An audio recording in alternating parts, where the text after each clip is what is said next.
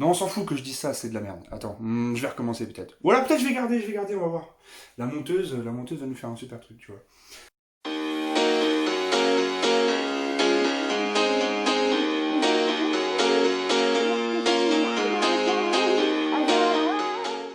Allez, salut à tous, c'est Thibaut Grand Cru, je suis super heureux de vous trouver là, sur YouTube. Et oui, parce que, bordel, ça fait un mois que je prépare cette vidéo. Ces vidéos, ce lancement de chaîne, d'ailleurs, tout YouTube de manière générale. Ça fait un mois qu'il y en a qui attendent avec grande impatience que je me lance. Et voilà, on y est. Je vais pas faire de dégustation aujourd'hui, évidemment. Hein, Oh, tu entends?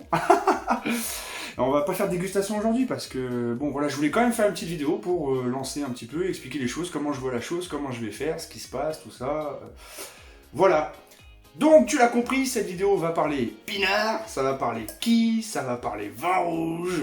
Voilà, grosso merdo. On va parler surtout vin rouge, hein, c'est ce que je préfère, c'est ce que je connais le mieux. Alors, je tiens à préciser que je ne suis pas un œnologue, je ne suis pas un professionnel du vin, je ne suis pas un négociant ou un revendeur, ni un vigneron, ni rien du tout. Je suis un simple petit amateur de vin rouge du dimanche, comme on dit, voilà. Je kiffe boire mon petit verre de vin rouge le dimanche, d'ailleurs, plutôt que le dimanche. Hein. La semaine, ça peut arriver aussi, si tu fais un gros repas avec la famille, que t'aimes du monde, tout ça, bien sûr, il n'y a pas de problème. Mais, moi, j'aime bien apprécier le vin rouge de manière plutôt occasionnelle, puisque, pour moi, c'est comme tout plaisir, quand tu en bois trop, le plaisir n'est pas le même. Voilà. Je tenais à préciser ça, au moins ça c'est dit, c'est clair, donc... Moi, mon but, c'est de vous donner un petit avis plutôt objectif sur le vin rouge. Je vais essayer d'être le plus objectif possible. Une fois de plus, je suis pas un puits de connaissances, mais voilà, j'ai ma petite expérience à moi sur le vin rouge. Ça fait maintenant une petite dizaine d'années que j'en bois régulièrement, que j'ai goûté pas mal de vins rouges différents. Donc je pense pouvoir aujourd'hui, tu vois, être capable de faire la différence entre un Bordeaux et un Bourgogne. Voilà, hein, tu vois, tout simplement. Je vous prévois plein de vidéos de dégustation de vin rouge et pas que. Parce que je ne m'interdis pas du tout de déguster autre chose. Déjà, il n'y a pas que le vin rouge, il y a aussi le vin blanc, les portos, etc., les liquoreux, en ce qui concerne le vin. Hein. Et donc, tout ça, ça y passera, bien sûr. Le vin est un sujet infini et ultra intéressant jusqu'au bout. Donc voilà, il y aura ça. Il y aura, avec grand plaisir, je pense, aussi du whisky, de la bière. Parce que voilà, c'est les choses que j'aime le plus, que je connais le plus aussi, que j'adore vraiment. Évidemment, mon but, c'est de pouvoir vous proposer des dégustations à ma façon. Je vais déguster le vin, que ce soit le vin ou toute autre chose, je vais le boire à ma façon. Chacun sa façon d'apprécier les choses. Ma façon n'est pas la meilleure, c'est pas forcément la bonne, etc. Peu importe, je m'en fous. Moi, je suis là pour me faire plaisir et vous faire plaisir à travers mes vidéos de ce que je vais déguster, d'essayer de vous donner un petit peu d'envie. Je suis pas là pour faire la promotion de l'alcool non plus, parce que déjà, c'est interdit, tout simplement, ni plus ni moins, j'ai pas le droit. Déjà, même tout ça, rien que tout ça, ça va être très tendancieux, mais on va essayer de faire quelque chose. Donc, dans mes dégustations, je vais vous les présenter à ma façon. On pourrait dire que c'est une façon de le boire un peu comme le vin hein, que je vais déguster. Je vais sans doute le boire un peu à la mode whisky, hein, parce que c'est un peu comme ça que je conçois la chose, du plaisir de boire du vin. Je vais pas vous faire des descriptions, des pavés de description en disant oui, ce vin, tu vois, est très aromatique aux notes de cerise, cassis mûr, etc. Non, ça on oublie. Je respecte infiniment les gens qui font ça, je trouve ça extraordinaire et d'un talent fou, mais je n'ai pas ce talent, je trouve ça un peu quand même superficiel. Donc, moi, mon but, c'est de faire de la vulgarisation, de vous en parler tranquillement, tu vois, que chacun puisse comprendre ce que je ressens et ce qu'on peut expliquer à travers le vin, voilà. Quand je vais boire le vin, tu vois, je vais pas te faire à la gros œnologue, tu sais, le mec qui la boit comme ça, regarde.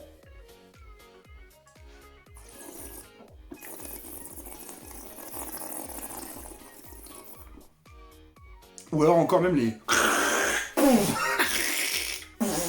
les gouttes sulfite.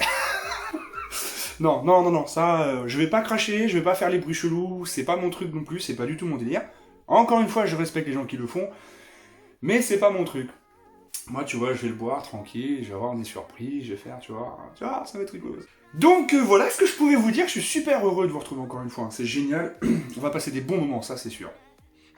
Je voulais vous parler vite fait avant la fin de cette vidéo, je voulais absolument vous parler de quelques toutes petites choses concernant mes dernières dégustations. Une valeur sûre du vin, vraiment, ça c'est cadeau, c'est pour vous, voilà, on le trouve partout, je vais vous en parler. Et un vin que j'ai un peu moins aimé sur les dernières dégustations que j'ai fait, qui est pourtant une bouteille à laquelle on pouvait s'attendre à de bonnes choses, et où on avait mis déjà un certain prix avec les collègues. Donc voilà, je vous explique ça tout de suite. Pour commencer, je vais vous parler de ma valeur sûre absolue, c'est génial, ça c'est un truc extraordinaire. Le mouton cadet, voilà, évidemment du fameux baron Philippe de Rothschild. Donc vous connaissez tous les Rothschild, qui est une famille extrêmement présente dans le vin, et d'ailleurs pas que dans le vin, bien entendu, t'as compris. Donc il se trouve qu'ils savent faire très bien les choses en général chez les Rothschild, dont le vin.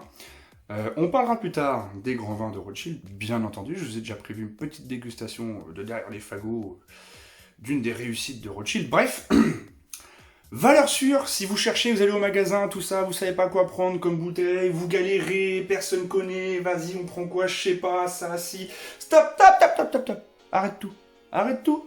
Arrête tout et kiffe ta vie avec ce petit mouton cadet. Valeur sûre, peu importe le millésime. Tu devrais kiffer ta race. Regarde, celui-là, 2017, moi je me suis dit, oh là, Ziva, en vrai, ça le fait pas et tout. Non, non, non, non. Eh bah si, on le kiffe toujours. C'est pas la première que je bois. J'ai jamais été déçu. C'est une super bouteille à un prix ultra abordable. Si je me souviens bien, je l'ai payé, on l'avait payé avec les collègues 12 €. Peut-être ça coûte 12 ou 13 €. Tu le trouves dans toutes les grandes surfaces. Et tu passes un super moment avec une étiquette vachement classe, tu parles de Rothschild, etc. Et ben voilà, tu vois, t'as la capsule qui va bien, la capsule que j'adore, avec le sceau des Rothschild, magnifique. Donc voilà, super valeur sûre les enfants, ça, vous pouvez y aller les yeux fermés, c'est génial, vous le trouvez partout, pas à chercher. S'ensuit, allez, je vous fais tout de suite le vin que j'ai un peu moins aimé sur les derniers tops, les derniers... Attendez, allez là, voilà. Voilà, on avait commencé à payer le prix, pareil, on achète la valeur sûre, tu vois. On achète une autre bouteille, on se dit tiens, faut qu'on goûte d'autres vins et tout, machin. Et moi je vois sur l'étiquette Grand Cru classé. Alors quand tu vois ça en général, mec, déjà la bouteille elle coûte une blinde. Et c'est du très haut niveau du vin. Hein. Donc je me dis, vas-y, en vrai, on y va, on saute dessus, ça devrait être bon, tu vois. Bon là, Grand Cru classé de Grave. Alors c'est un coin que je connais moins bien, donc déjà je me suis dit, bon voilà, on va essayer quand même, tu vois. Château de Fiesal, 2012, Pessac-Léognan, donc en vrai, ça devrait être vachement sympa. On l'ouvre comme il faut, une petite heure avant pour être sûr, machin, l'aérer, tout ça, tu vois, qui fait sa vie. On le goûte, c'était super bon, mais pas ouf, tu vois, voilà, faut dire les choses aussi, à un moment donné, faut les dire, voilà. Bon, elle a coûté, pour moi, elle coûtait déjà dans les 20 €, voire plus, c'était plus de 20 € cette bouteille. Et donc je me suis dit, vas-y, ça va être une tuerie. Et en fait, c'était pas une tuerie, c'était très bon, mais c'était pas une tuerie du tout. Donc voilà, un peu déçu. Mais ça arrive d'être déçu, c'est ça le vin. En plus, tous les goûts sont dans la nature, on aime, on n'aime pas, il y a de tout. Voilà, donc je tenais à vous le dire. Voilà. En revanche, je vais passer sur un truc que j'ai grave kiffé ces derniers temps, que je m'attendais pas du tout. Hop, un Saint-Estèphe. Alors un Saint-Estèphe, un millésime 2015 qui est un excellent millésime du vin. Je pense que je vous ferai une petite vidéo sur les derniers millésimes du vin qui sont excellents. Ça fera un petit repère à tout le monde et voilà. Château Sécure de Cabanac. Voilà. Alors ça, pareil, on s'y attendait pas du tout. On arrive, je pense même qu'on l'a acheté dans la même grande surface que l'autre. Et ah non, ça c'est un cadeau qu'on m'a fait il y a longtemps. Ah ouais, autant pour moi. Je sais pas du tout comment on m'a offert cette bouteille, mais on me l'a offert, je sais plus à quelle occasion. Et la personne qui me l'a offert, c'est vraiment pas foutu de ma gueule, parce que putain, c'était super bon. Voilà, un Saint-Estèphe. Bon, bah déjà, avec le millésime, il était sûr de pas se tromper. 2015, en vrai, c'est plutôt cool. Regarde, la capsule est plutôt belle aussi. La signature et tout, très classe. Et à la dégustation, un vrai plaisir. Là, je vous la fais court, hein, je vais pas vous donner tous les détails, parce que voilà, j'essaierai de vous donner plus de détails. Quand je vais déguster un vin en live, c'est quand même plus sympa. Là, je vous passe les détails, c'était juste une super bouteille. Si vous la croisez, chapeau. Voilà. Deux petits derniers. Le dernier, c'est un vin que je viens juste d'acheter en foire au vin chez moi juste avant le confinement. Qui est beaucoup trop jeune pour être bu, mais que je rêvais de posséder quand même. Donc je me suis dit, je vais l'acheter. De toute façon, ça fera un bon souvenir. Ça m'a pas coûté trop cher, entre guillemets, parce que dans le monde du vin, vous savez qu'on part de zéro jusqu'à des sommes astronomiques. Pareil, je vous ferai une vidéo là-dessus aussi, je pense, des vins les moins chers jusqu'aux plus chers, ça va être très rigolo.